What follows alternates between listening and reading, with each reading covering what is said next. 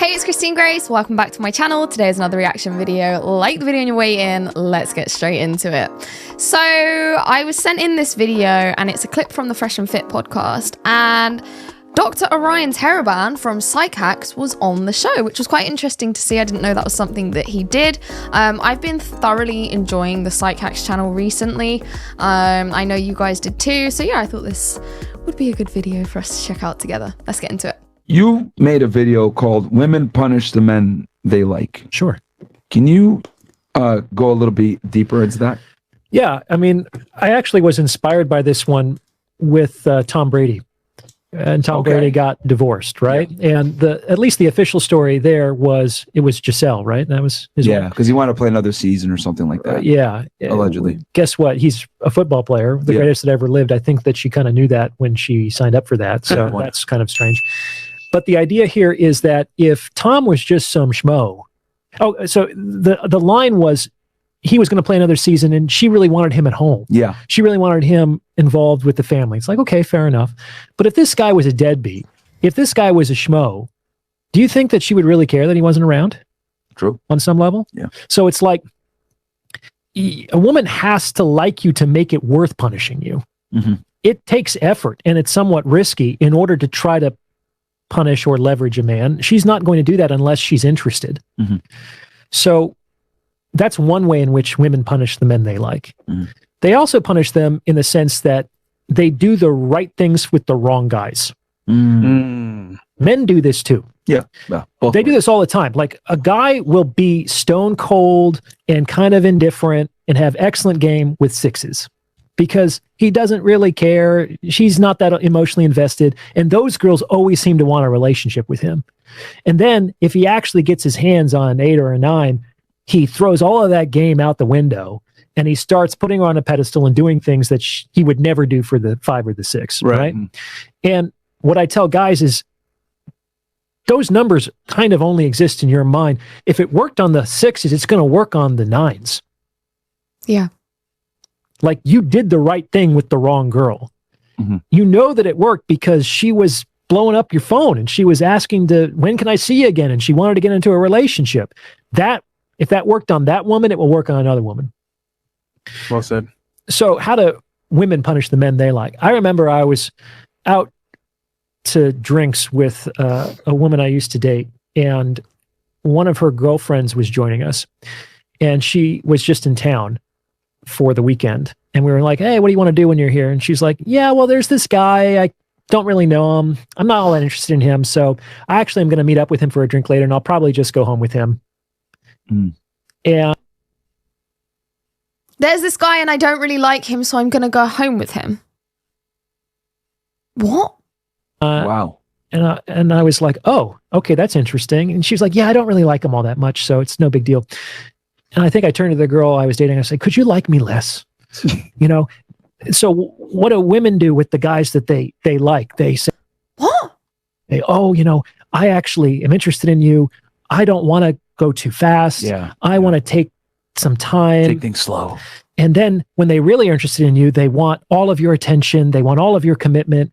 This woman was behaving to a man that she wasn't interested in like most men would like to be treated. It's like, wow, she's just going to come over. We're going to have a drink. We're going to have sex and she's going to leave. Yeah. Wow.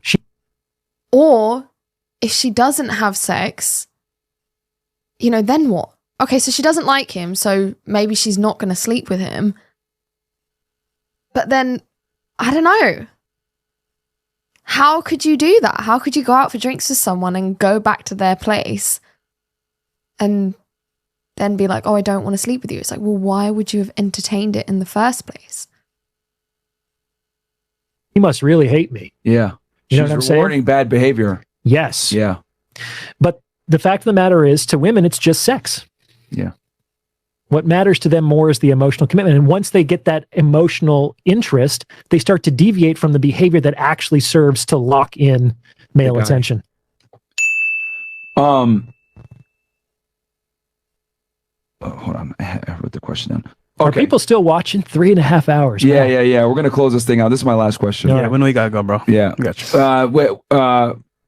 Women making society polygamous. What's your thoughts on that? You made a video about that. I did. So you kind of have to read between the lines on the data. So there was a general social survey that was done recently that basically disclosed that in the last year, 1 out of 3 men under 30 did not have sex. Yeah. That's an incredible finding. The 20s are a really important decade for mating and dating. Mm-hmm. And this basically said that 1 in 3 guys were completely invisible. Yep. They were totally not even in the sexual marketplace. Mm-hmm. The comparable statistic for women in the same age group was 1 in 6. Mm-hmm. So 1 in 6 women under 30 did not have sex in the previous year. Wow. So that means the majority of women are having sex with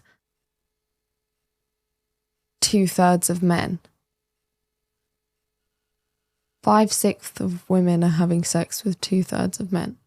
I don't know. Someone who knows how to figure out the maths, please let me know what I'm trying to say in the comments. So if you do the math, this basically means that active participants in the sexual marketplace, there's 5 women for every 4 men. Thank you. Okay. There's 5 women for every 4 men. So the men who are in the sexual marketplace are having a great time, basically, and the women aren't having as good of a time? Mm-hmm. That means somebody's sharing somebody. Yep. Ah. Okay. Yep. I mean, the numbers don't add up otherwise. Absolutely. So roughly, Oh, okay. I get it. according to those statistics, 20% of women are in some sort of polygamous arrangement, whether they're aware of it or not. Yep. Now, does that mean that they're in a negotiated, At minimum, open relationship? At minimum, yeah. Well, yeah, you also see the fact with respect to the distribution in body count, right? The top 1% of women have had 50 partners or more. The top 1% of men have had 150 partners or more. Yeah. So what we also see as a consequence of this is, I'm sure you talk about this on your channel, is hypergamy. Yeah. Women want to date for gain. We were talking about that earlier. And women are doing very well these days. Like in most quantifiable metrics, they're actually out earning men in the West under 30 without children. Yep. They're getting all of the degrees. They're making more money. And it's all unprecedented. It's not earned. In that demographic. Yeah. They're more likely to graduate high school, college, postgraduate degrees. Absolutely. Especially in income and education, they're doing really well relative to men. Absolutely. Which basically means that if they're continuing to hang on to their hypergamy, there's a smaller and smaller pool of men that they're ever going to even consider as a potential mate. Yep. And these guys at the top. And it's an interesting one, isn't it? Because absolutely women are hypergamous. And I guess from like an evolutionary perspective, you could argue it's a good thing that they are. Seek the man with the most resources in order for the most safety for you and your offspring. However, I always find it interesting that, women will say, oh, we're not hypergamous, even though like we all know we are, right? But then hypergamy goes out the window when it comes to a woman's sexual drive, which I guess is what he was trying to point out earlier. I reacted to a video recently and it was Homath, and he was talking about this, the people that the people that the women will sleep with is like hidden in women's like hidden desires, which obviously Dr. Ryan Teraban has covered in great detail before. Women are hypergamous when it comes to long-term dating strategies, but when it actually comes to who are they willing to sleep with, if they're willing to sleep around, then the hypergamy element isn't there. These women will say, I want a guy who's this, and that, and can do this, and has this job and earns X amount. But yet they'll run back to their ex who's got nothing going for him because they're attracted to him. So it's like, yeah, women are hypergamous until they're not. Enjoy unprecedented optionality. Yeah. And so you actually have a few guys who are having access to the vast majority of the sexual opportunity in the marketplace. Yeah. And the likelihood that any one of those guys at any given moment is going to give up all of that incredible optionality for this one woman is functionally very, very low. Especially when he had to work to get there. Well, that's why I say men treat women the way women treat money. Men treat women the way women treat money. Okay, we can talk about that in a second. But when you get a chance, what I'm saying here is the optionality. Yeah, the men that women want things from are the least likely to give it to them. Yeah. And Yeah, that makes sense. Women don't seem to understand that. Yeah. Sorry, so what I'm saying. I think it's because a lot of women mistake sexual desire for genuine compatibility. Like a lot of women will think, a guy DMing them on Instagram or liking their photo is the same to him expressing an actual want for a serious committed relationship. To further extend that point, women will think if they've slept with a guy, he has the same level of emotional response as what she has. And that's just incorrect. The mating strategies, the mating repercussions for men and women are completely different. I know a lot of women will say like, oh, I'm not affected by sleeping with a bunch of people, but I can guarantee you that they are. It definitely takes a toll. It must do. The data shows this. The data supports this. Women experience more regret after having multiple sexual partners. Men don't. It's different. We're different beings. The men that women most want things from are the least likely to give it to them. Of course, because they've got so many options, and just because he'll sleep with you doesn't mean he actually cares about you.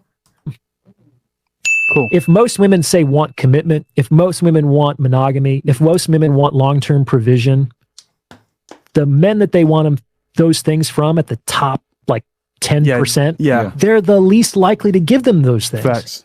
They'll give them a sexual encounter.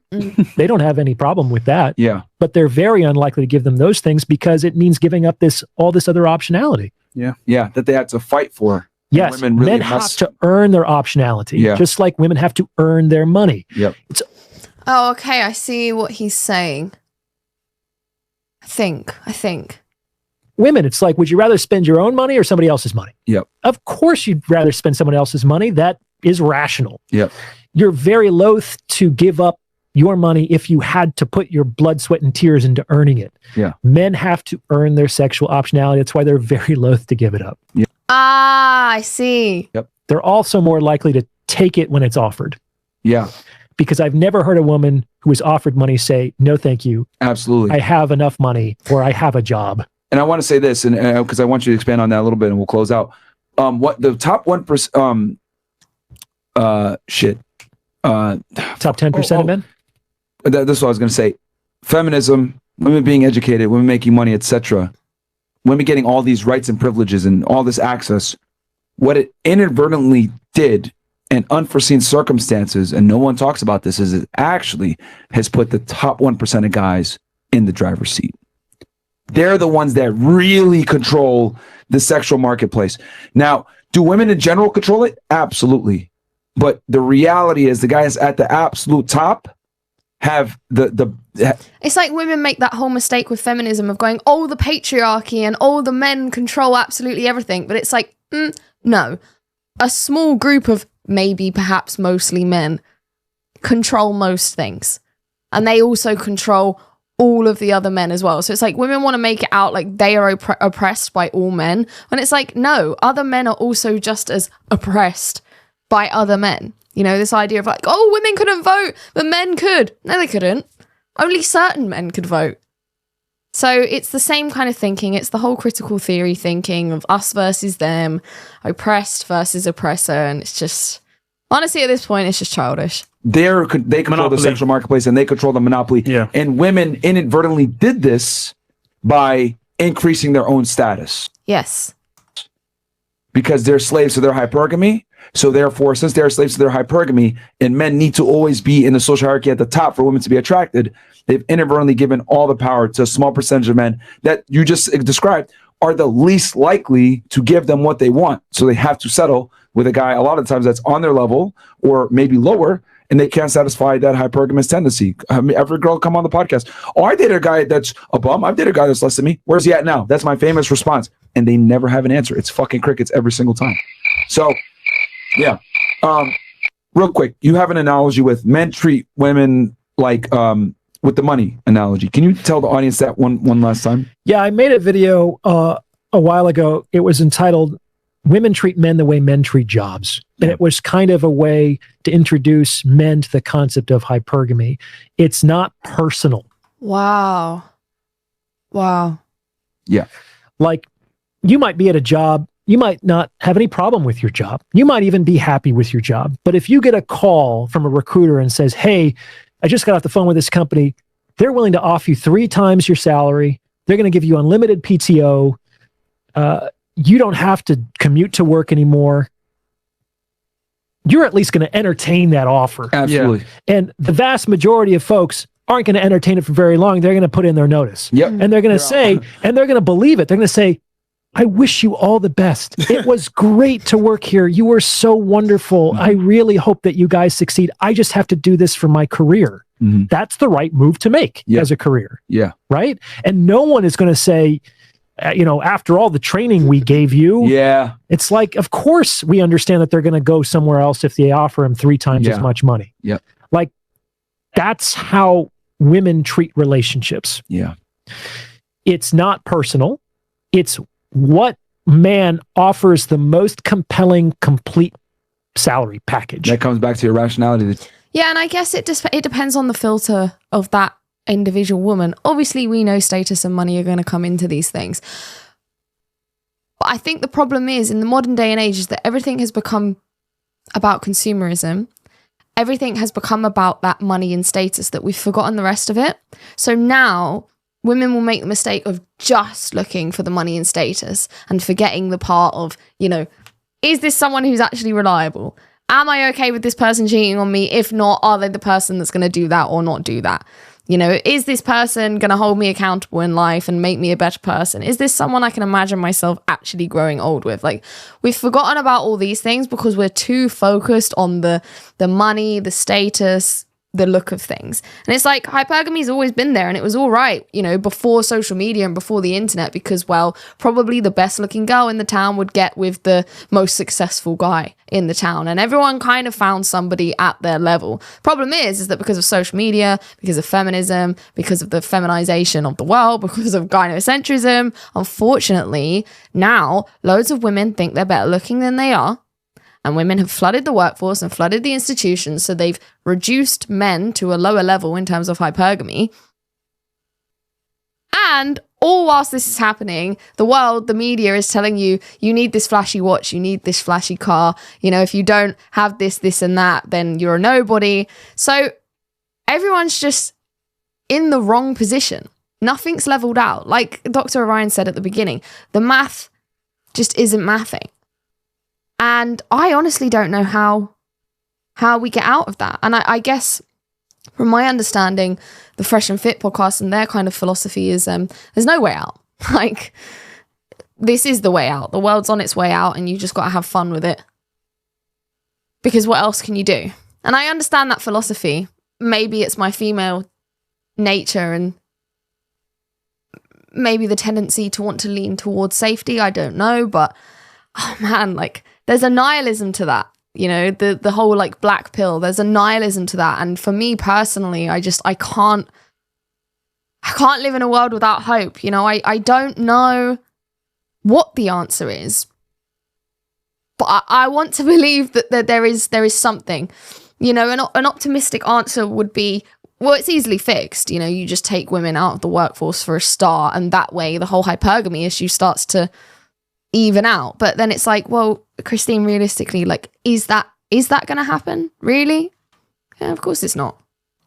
So I hate that I get it, because it's sad, but I do get it. I do get why, people like Fresh and Fit and, others in that space have this mindset of, the world's ending, just have fun with it.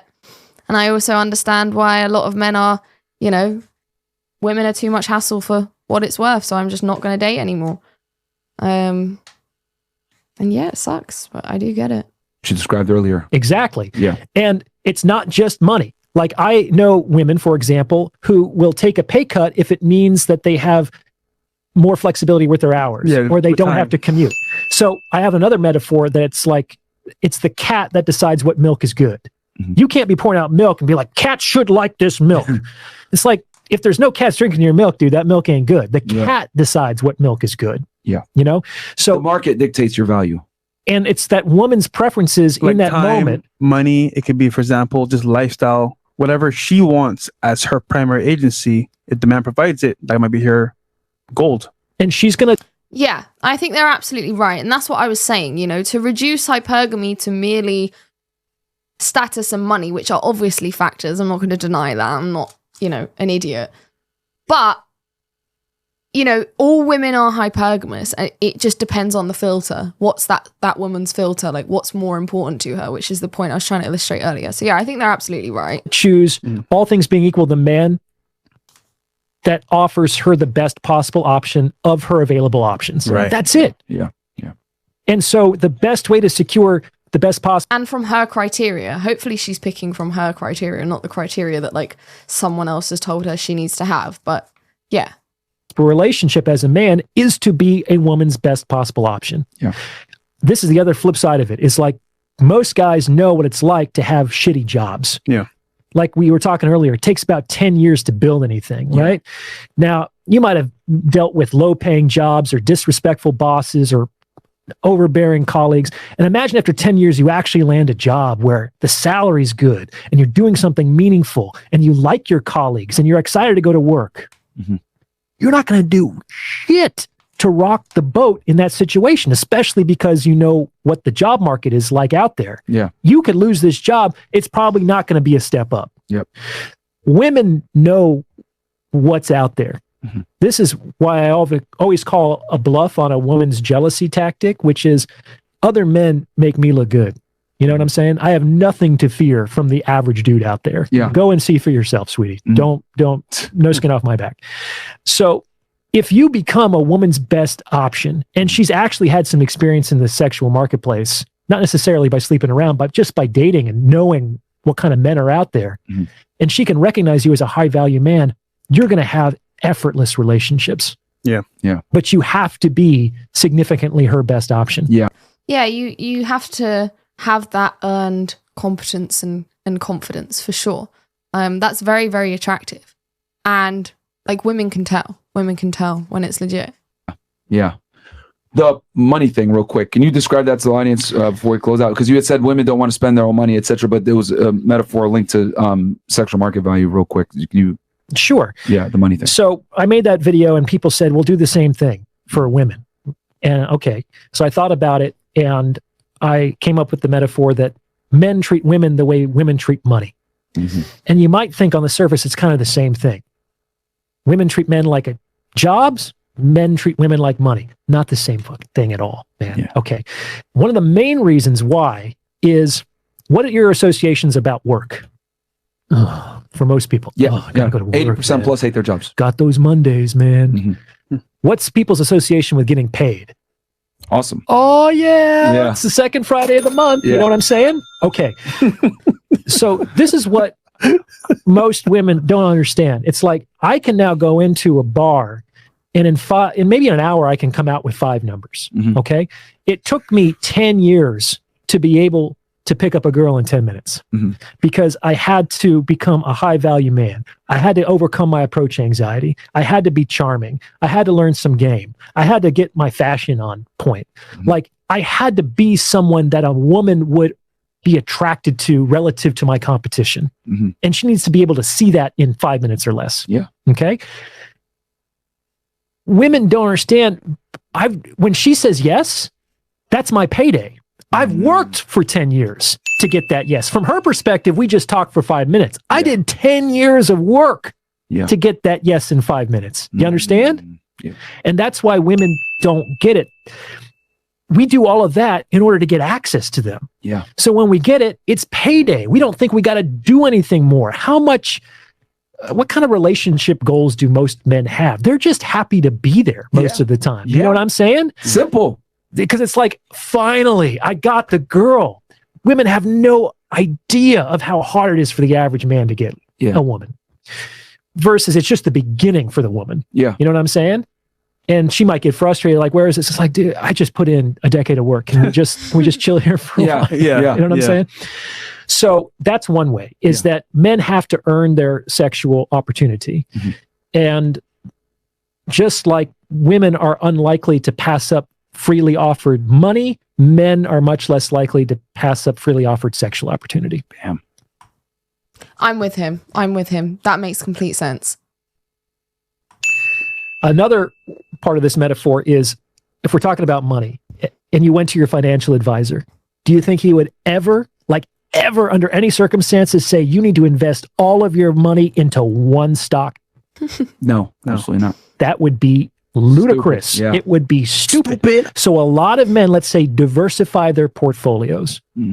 And women do that too. That's why we were talking plan B, plan C, plan D, plan Z. They understand this. That's why they don't like it when men do that. Yeah. It's not because they don't get it. They get it. It's a taste of their medicine. Kinda. Yeah. That's why they don't love that, because it's like, he's doing kind of what I'm doing here, you know? And if I'm doing it, then it evens out that power imbalance, which is generally not looked well on by the person who enters into the situation with more power, which is often the woman.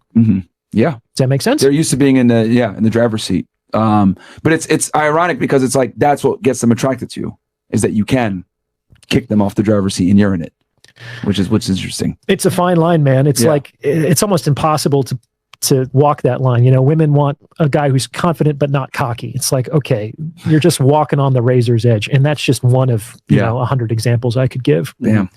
Yeah, it really is a tightrope for guys with women, because obviously, like, a guy is not a mind reader, but we expect you to be one. You know, like he said, we want you to be confident but not cocky. You know, we want you to be charming but not creepy. And it's like, where you fall off that razor's edge, as he said, depends on the woman and how she views you. So it's not an easy game for guys out here. It's really not. And now more than ever, I think it's harder than ever before. And that's why I say, you know, I understand why we're in the position that we're in as a species, especially in the West. I understand it. I don't like it, but I understand it. And, you know, clearly the Fresh and Fit guys, Myron, and I don't know the other guy's name. That's really awful of me, isn't it? But them and Dr. Orion, like, they get it too. And they've hacked it for their own gain. And it's like, well, obviously, why wouldn't you in that position? But for most guys, yeah, I don't think most women, I mean, even me, like, I'm trying to be sympathetic, but what, I'm 25? Most guys don't even get a look in from women until they're 35. You know, and they're having to consistently work on themselves to even be visible to women.